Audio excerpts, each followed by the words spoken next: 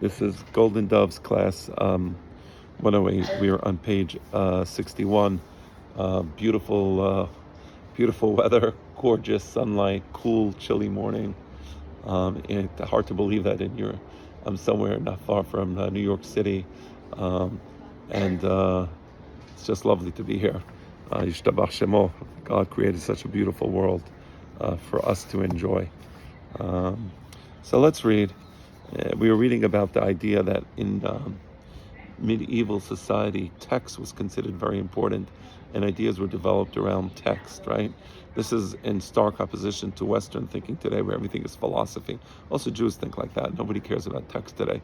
That's why in the yeshiva world, study of Tanakh is not even, not just not encouraged, but oftentimes it's discouraged. It's Bissel Soya to study Tanakh, right? In the yeshiva world, right? Kind of ironic, but that's part of the assimilation to Western values, right? So in the Western world today, text is not considered important. Just give me an idea. The idea in the abstract is what's interesting to people. Greek philosophy, Greek metaphysics. But as we said, in the medieval world, it wasn't like that.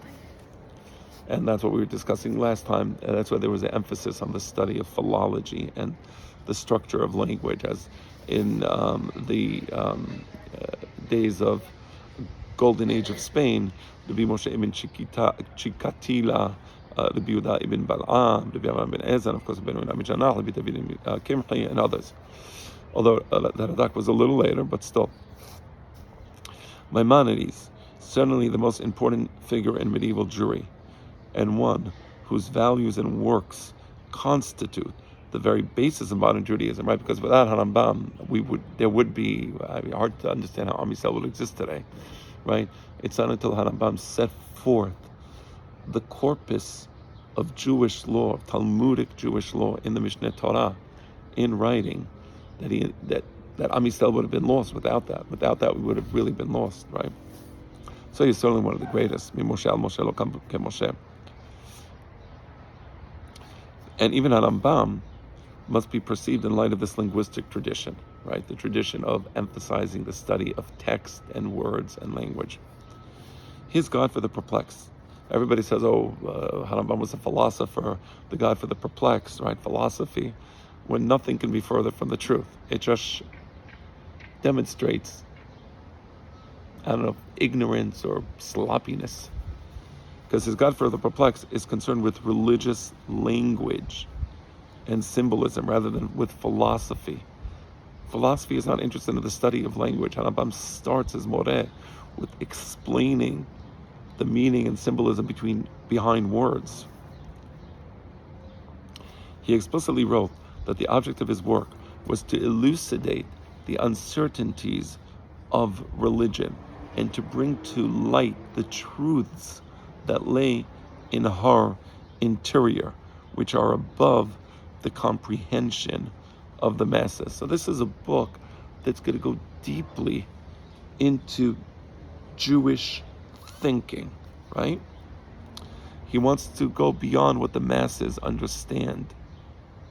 How the masses understand matters is one layer, and it's an important layer. And we're not putting it down at all. Certainly Harambam doesn't put that down, but we want to go more deeply into our understanding, right? Likewise, he disclaimed any interest or preeminence in physics and theology. So on the one hand, he wants to understand the dot of the Torah, right? On the other hand, he says, I'm not interested in physics and theology, meaning that's not the purpose of the Moreh Nebuchim. Not that he's not interested, I'm sorry, let me retract that, but rather that's not the purpose of the Moreh. The works written about these are sufficient, right? So there are books on physics, and those are important books, he remarked. And if they are wanting in some of their aspects, whatever I would have to say about that particular subject would not be better than what has already been said. So Harambam says, I don't need to teach you physics, right? I don't need to teach you philosophy. The 25 points concerning physics, which he needed in order to develop his proof of the existence of God, were listed in the introduction to part 2, set apart and excluded from the body of the work. So even that part of physics that he needs for purposes of his argument, right? So he has a particular argument that he wants to make, in this case, proof of the existence of God. And to make that argument, the reader needs to be aware of the primary principles of physics. So he sets forth 25 premises that are related to physics, that are actually physics. But it's not because his work comes to teach us physics, but rather his work wants to go beyond, and in order to go beyond, you need to know physics. And that's why he sets it apart. He puts it in the introduction to part 2, right? In the guide, philosophical themes are not examined for their own sake, but simply to expound points concerning religion, right? So also similarly with philosophy, he doesn't study philosophy for the sake of philosophy. He examines philosophical notions for the sake of going forward into the Jewish realm of thinking. And he writes, "Do not suspect or entertain in your mind that somehow I intend only to expound that philosophical theme, since such themes are already discussed in many books." So again, very explicit. The purpose of the Moreh is not to be a book on philosophy. Rather, I only intend to mention, with all the beautiful weather, there's still allergies. For those of us that suffer from allergies, I occasionally do get some watery eyes and runny nose. Not so bad. Certainly worth it. So, do not suspect or entertain in your mind that somehow I intend only to expound the philosophical theme, since such themes were already discussed in many books. So I am not going to write a book about philosophy. Rather, I only intend to mention what could elucidate some of the uncertainties of religion. I'm just going to mention what needs to be known so that I can make my arguments about religion. In an epistle addressed to the sages of Lunel, right? So this is a letter to Hachmei Lunel. Maimonides emphatically declared that philosophical study should be carried out simply in order to serve as a handmaiden to the scripture. So philosophy is important. It's important to be intelligent, right? To be fluent in ideas. That's subservient to the wisdom of the Torah, not instead or equal to the wisdom of the Torah, right? Maimonides' perception of his work as something apart from philosophy reflects a profound awareness of two different types of truth. The philosopher approaches the truth as if it lies beyond the perimeter of a text and a context. So there's just a truth out there. The same way there's a natural law out there, and the mind somehow accesses that truth or accesses that natural law, right? You don't need a text. A text, if anything, is an encumbrance because the text is heavy. I just want to understand what the words are trying to say. Let me get that understanding, and then I don't need the words anymore in philosophical thinking. Truth is absolute, transcendental, and all-embracing, right? There is no perspectives on truth. There is one truth and one truth only. So you must speak the truth, the whole truth, and nothing but the truth. For Maimonides, there is no truth outside a text and a context. For Maimonides, truth is based on context. You see a young Palestinian getting, hit by the butt of a gun by an Israeli soldier. Is that soldier evil, and is the Palestinian boy a victim? Oh my gosh, if you're looking at CNN or any of the legacy media, this is evil. This is just Israeli, abusing a poor Palestinian child, right? But so for Harambam in Jewish thinking, we want to look at the context. Maybe he is abusing a Palestinian child. Very rare. I've never seen any situation like that where a soldier, an Israeli soldier, actually just hit a Palestinian child for, just like that. But nevertheless, the context. What is the context? Was he about to throw a hand grenade into a crowded school bus, killing children and Is that why the Israeli soldier hit him with the butt of the gun? So you see how the context changes the whole story, yes? So you have context and you have a text. So the text and context, right? Any text demands an a priori commitment to its significance, right? So if you're going to study a text, you need to know what the text means, what the words signify. As a sine qua non for the possibility of interpretation. Obviously, you can't interpret the text if you don't know how to read it and you don't know what the words mean. That text is a book, a particular book, the book. Maimonides leaves himself open to the kind of criticism that no modern philosopher can withstand. If we must believe, right. So the minute you allow for interpretation, so somebody can disagree with that Rambam. I don't agree with the way you interpreted that word. I think I have a different interpretation, which takes it into a different direction. That's possible in Jewish thinking, because everybody approaches the text anew, right? And interacts with the text uniquely, right? In philosophy, that would never be the case. There was an absolute truth. The Rebbe said that.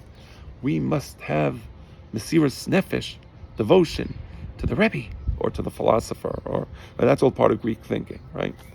I'm not necessarily saying I'm against it. I'm just describing the way it is. So I'm just letting you know that's Greek thinking. The Greeks, the ones in the holiday of Hanukkah where Greek thinking took over the Jewish people and we wanted to expel them from Jerusalem because the Chachamim were against that. But again, I'm not taking a position, I'm describing things. If we must believe in order to understand, wrote Paul Ricoeur, then there was no difference between a priori understanding and mere projection of our prejudices. Hence, the profound concern of Maimonides with the semiological system of the book and the justification of his interpretation in light of philosophy. Let's read that again. If we must believe in order to understand, so if understanding requires that I have Mesirut Nefesh to the Rebbe or to the philosopher, right, or to the Buddha or whatever of other Avodah Zarah there is, so you must have Mesirut Nefesh, and the Rebbe said this, and that's it. How do I know that this is so? Because the Rebbe said so. You must believe. And if you don't believe, you can't understand. It's only after you believe in the Rebbe that you can understand, because the Rebbe will tell you, here lies Rashbi. He's here. Rashbi is mamash and mamash here at this moment as we're lighting this fire. The Rebbe is here. Then there is no difference between a priori understanding and mere projection of our prejudices. At the end of the day, you're just merely projecting your own prejudices. You're not really understanding, right? But it's a type of understanding that's not based upon reflection or contemplation. It's an a priori understanding, and which ultimately is just you're projecting onto things what you already believed beforehand. Yeah. You can never grow. That's why, according to the Chachamim, who apparently they were intelligent, that's what they called Chachamim. Ezehu Chacham halomed kol adam, right? You understand that? Learn from many people. Because only if you learn from many people, that means there is not a Rebbe. Truth comes from different sources and from different perspectives. Ezehu Chacham halomed kol adam, right? That's Paul Ricoeur. Hence, the profound concern of Maimonides with the semiological system of the book. This is why Harambam was so interested in how do we interpret words. Because the minute you say that words are subject to interpretation, there could be various interpretations. And the justification of his interpretation in light of philosophy. So it's right, Harambam took a particular perspective. He started with philosophy, which was the wisdom of those days, and then he projected forward and embarked on a journey where that was the starting point, not the ending point, right? And that journey is one based on the interpretation of text. rather than adherence to ideas, right? And that's what the Monei Nebuchim is about. We will now examine 3 closely related areas pertaining to semiology, significantly treated by Maimonides. As we shall see, there's freedom, there's language, and there's negativity, right? That's the title of the section. So as we shall see, freedom pertains to one level of language. We'll see what that means. Conversely, all semiological systems, language included, are grounded on arbitrariness, a concept correlative to freedom. So I spoke about the arbitrary nature of language in my previous videos, right? Language by its nature is arbitrary. There is no relationship between the espresso in this cup and the word espresso, right? It's arbitrary, right?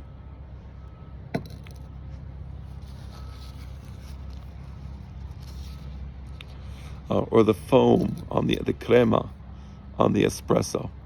So in Hebrew, perhaps you could say kasefet or katsefet in modern Hebrew. They have that tsa, right? It comes from, I think, German languages, but kasefet. Be that as it may, crema, cream, katsefet, which is right, which is closer to the real essence of the crema. I say crema, but no, it's not. It's arbitrary, right? In the world of magic, words capture the essence of the object, right? In the world of Chokhmah, words are arbitrary signifiers for those things that they signify, right? That's arbitrariness, and that's why there's freedom. Conversely, a concept correlative to freedom. So there's freedom, language. So because you have freedom, you can have language, right? Rather than restrict this discussion to the strict boundaries of medieval studies, we will examine these areas in light of some correlative issues of contemporary interest. So, what's negativity about? We still haven't discussed that, but that will be one of the things that we will discuss over the coming classes.